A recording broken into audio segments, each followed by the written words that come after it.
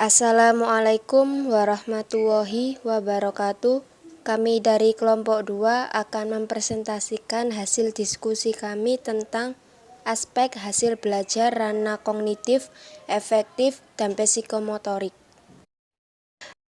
Kelompok kami terdiri dari 3 anggota. Yang pertama, Rahmatul Ula. Yang kedua, Ardianti Tri Utami. Dan yang terakhir, Jazilatul Atiyah.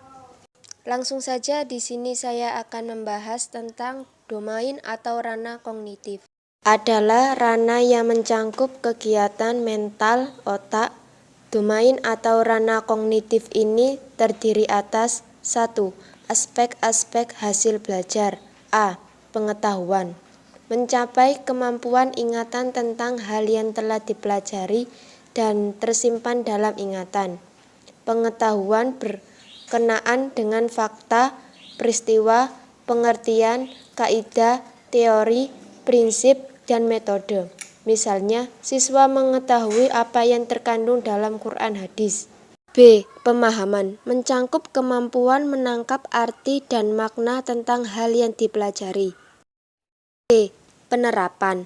Mencangkup kemampuan menerapkan metode dan kaidah untuk menghadapi masalah yang nyata dan baru. Misalnya, siswa menerapkan apa yang dipahami. D. Analisis.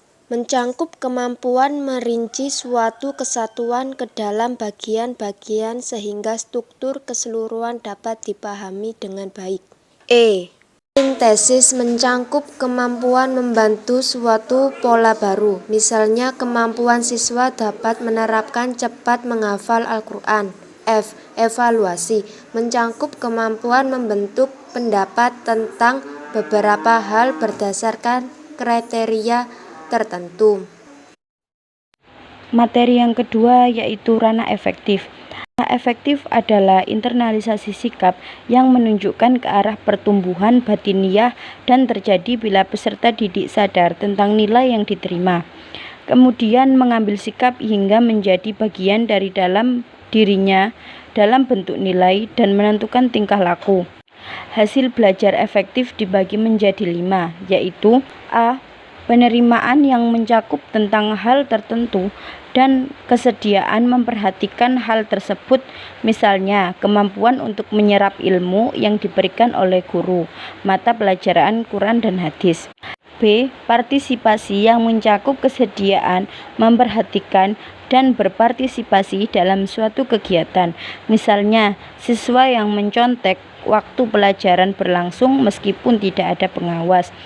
C. Penilaian dan penentuan sikap yang mencakup menerima pendapat orang lain. D. Organisasi yang mencakup kemampuan membentuk sistem nilai sebagai pedoman dan pegangan hidup, misalnya mendapatkan nilai ajaran Islam sebagai pedoman dan bertindak sesuai dengan aturan Quran dan hadis. E. Pembentukan pola hidup yang mencakup kemampuan menghayati nilai dan membentuk menjadi pola nilai kehidupan pribadi. Misalnya, siswa dapat mempertimbangkan dan menunjukkan tindakan yang positif. Selanjutnya adalah ranah psikomotorik. Ranah psikomotorik adalah ranah yang berkaitan dengan keterampilan atau kemampuan bertindak setelah seseorang menerima pengalaman belajar tertentu. Hasil belajar psikomotor tampak dalam bentuk keterampilan dan kemampuan bertindak individu. Hasil belajar ini sebenarnya merupakan kelanjutan dari hasil belajar kognitif dan efektif. Hal ini bisa dilihat apabila peserta didik telah menunjukkan perilaku atau perbuatan tertentu sesuai dengan makna yang terkandung dalam ranah kognitif dan ranah efektif. Maka wujud nyata dari hasil belajar psikomotor yang merupakan kelanjutan dari hasil belajar kognitif dan efektif adalah A. Yaitu persepsi, mencakup memilah dan memilih hal-hal yang khas dan menyadari adanya perbedaan khas tersebut. B. Kesiapan, yang mencakup kemampuan menempatkan diri dalam keadaan di mana akan terjadi suatu gerakan atau rangkaian gerakan. Kemampuan ini mencakup jasmani dan rohani. C. Gerakan terbimbing, mencakup kemampuan melakukan gerakan sesuai contoh atau gerakan peniruan. D. Gerakan terbiasa, mencakup kemampuan melakukan gerakan-gerakan tanpa contoh. E. Gerakan kompleks yang mencakup kemampuan melakukan gerakan atau keterampilan yang terdiri dari banyak tahap secara lancar dan tepat. F. Penyesuaian pola gerak yang mencakup kemampuan penyesuaian gerak-gerik dengan persyaratan yang berlaku, misalnya kemampuan membaca Al-Quran dengan tajwidnya. G. Kreativitas mencakup kemampuan melahirkan pola gerak-gerik yang baru atas dasar prakarsa sendiri, misalnya kemampuan membuat kreasi lagu mengaji.